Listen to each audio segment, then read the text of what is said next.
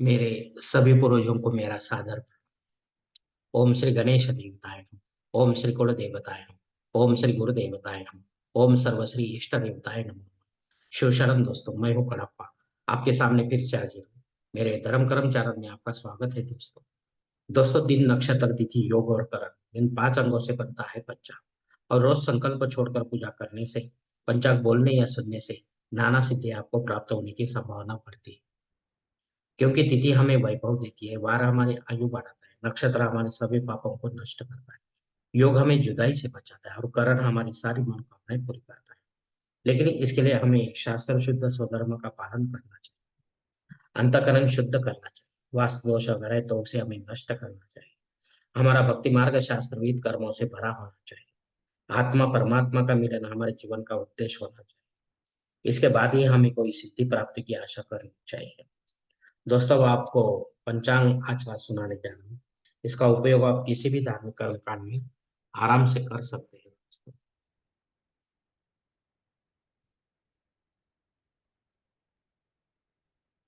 दोस्तों। आज तारीख 6 फरवरी 2024, शनिवार शक 1945, समय संशोधन अयन उत्तर ऋतु हेमंत, चंद्रमास पौष, पक्ष कृष्ण।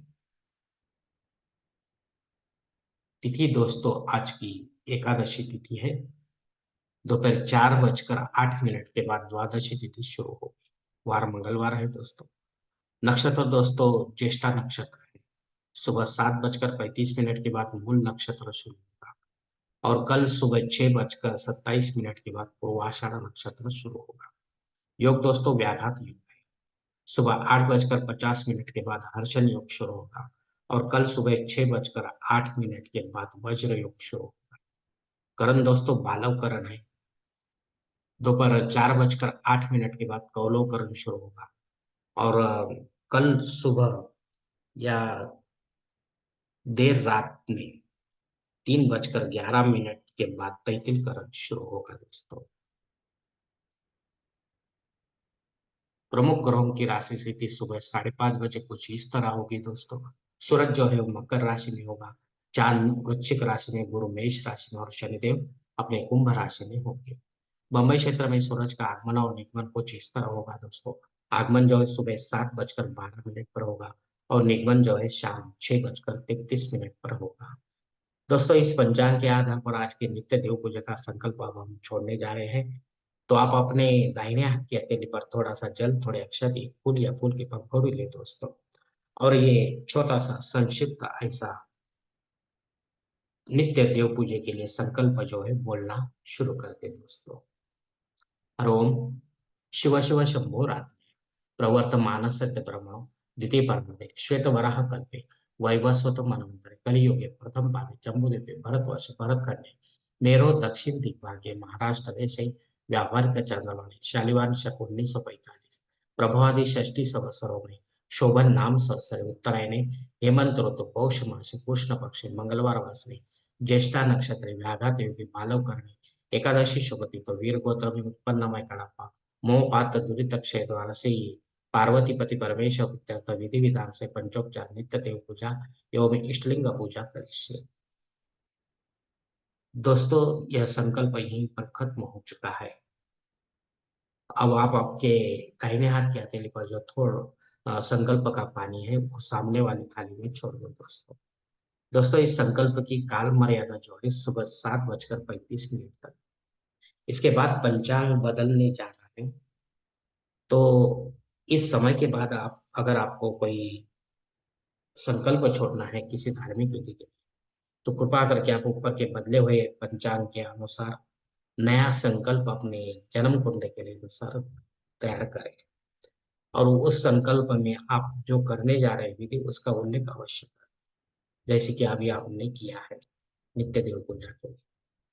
तो तब जाकर आपकी जो संकल्प है, संकल्प विधि है, वो संबंधित पूजनीय देवते तक अवश्य पहुंचेगी और उनका आशीर्वाद आप तक अवश्य पहुंचेगा दोस्तों। आपका जीवन और भी सुखमय बन जाएगा दोस्तों। दोस्तों, आप मुहूर्त विभाग में देखिए। इसमें दोस्तों सगाई के लिए मुहूर्त दिया गया है तारीख 6। गोद भराई के लिए कोई मुहूर्त नहीं है, नामकरण करने के लिए कोई मुहूर्त नहीं है, मुंडन करने के लिए कोई मुहूर्त नहीं है, गृह प्रवेश करने के लिए कोई मुहूर्त नहीं है दोस्तों। मुहूर्त के दूसरे भाग में देखें दोस्तों, जनेऊ संस्कार के लिए कोई मुहूर्त इस मास में नहीं है दोस्तों। शादी ब्याह के लिए मुहूर्त है तारीख 6। वास्तु शांति के लिए कोई मुहूर्त नहीं। भूमि पूजन तथा पायाभरण के लिए मुहूर्त है दोस्तों तारीख 7। देव मूर्ति की प्राण प्रतिष्ठा अगर आपको करनी है तो इसके लिए भी इस मास में कोई मुहूर्त नहीं है दोस्तों। दोस्तों ऊपर दिए गए कुछ मुहूर्तों की तारीखों में समय की पाबंदी हो सकती है। कृपया इसे जानने के लिए आप किसी जानकार से जानकर ही सही मुहूर्त का चयन अपने जन्म कुंडली के अनुसार करें, क्योंकि सभी मुहूर्त आपके लिए नहीं होते। और जब आपके लिए कोई मुहूर्त नहीं होगा, तब अपने फायदे के लिए पंडित के माध्यम से जबरन कोई नया मुहूर्त निर्माण न करें, या गौण संकट या आपातकाल के मुहूर्तों का भी चयन न। तभी आप सही मुहूर्त का पुण्य कमा पाओगे दोस्तों। दोस्तों पंचांग में दी गई कुछ अन्य महत्वपूर्ण जो जानकारी है वो अब हम देखेंगे। पंचांग शुद्धि दोस्तों बहुत ही अच्छा दिन है, कोई प्रॉब्लम नहीं।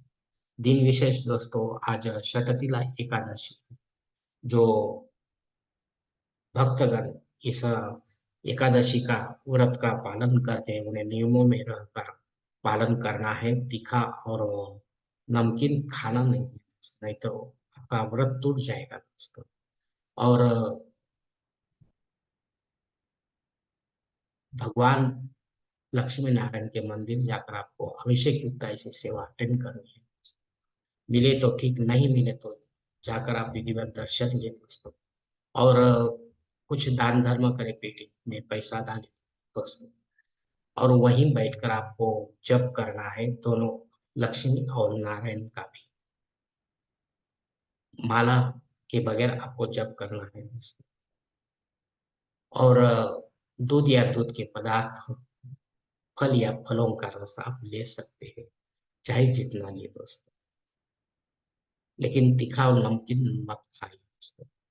और कल जाकर ये व्रत टूटेगा तो हरिवासर का ख्याल आपको रखना है दोस्तों। शायद वो बात आएगी नहीं, क्योंकि द्वादशी आज शाम को ही शुरू होगी दोस्तों। इसके लिए हरिवासर आज ही खत्म हो जाएगा रात में। दोस्तों इसके बाद एकादशी और द्वादशी ये दोनों तिथियों के श्राद्ध कर पाते। अगर आपके घर में आपके पूर्वज आपको छोड़कर परलोक निकल गए हैं इस तिथि पर, तो आपको आपका कर्तव्य है कि आप उनके नाम से आपको पिंडदान युक्त ऐसा श्राद्ध कर्म करना है दोस्तों। पंडित के माध्यम से करना है, अपराह्न काल में करना है, घर पर या तीर्थ क्षेत्र पर। तब जाकर आपकी सेवा जो है वो पितरों तक पहुंचेगी। पितर खुश होकर आपको आशीर्वाद देंगे, आपका जीवन और भी सुखमय बन जाएगा दोस्तों। सुबह 7:35 से लेकर दोपहर 4:08 तक घबाड़ी योग है, यानी कि 7:30 से 4 बजे तक ये घबाड़ी योग शुरू होगा दोस्तों। इस काल में आप जो भी काम शुरू करेंगे उसमें आपको फायदा ही फायदा होगा दोस्तों। तो सोच समझ कर इस योग का फायदा उठाना है दोस्तों आपको।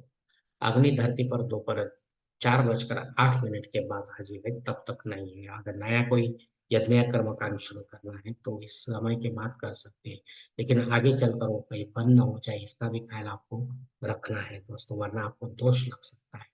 राहु काल दोस्तों दोपहर 3 बजे से लेकर 4:30 बजे तक है। इस काल में भी आपका कोई काम राहु की वजह से नहीं बनता है तो उसे छोड़ दो और कोई समय में उसे पूरे करने की कोशिश करो। हो सकता है आपको यश प्राप्त हो। दोस्तों संकल्प के साथ की गई जो पूजा होती है वो 100% और जल्द फलदायी होती है, क्योंकि हम ही होते हैं ऐसे धार्मिक कर्म कांडों के करता धर्ता। हम ही होते हैं हमारे जीवन को बनाने और बिगाड़ने वाले। अगर आप मेरे विचारों से सहमत है तो कृपा करके मेरा धर्म कर्म चैनल सब्सक्राइब करो, लाइक करो, आपकी फैमिली और दोस्त परिवार के साथ शेयर करो और कमेंट्स बॉक्स में आप अपना कमेंट जरूर दे दोस्तों। दोस्तों मेरा अगला वीडियो आप तक पहुंचने के लिए बेल बटन अवश्य दबाएं। धन्यवाद दोस्तों, हमारी अगली मुलाकात होने तक आप खुश रहे, आनंदी रहे और प्रसन्न रहे। शुभ कल्याण। हरि ओम शिव महादेव।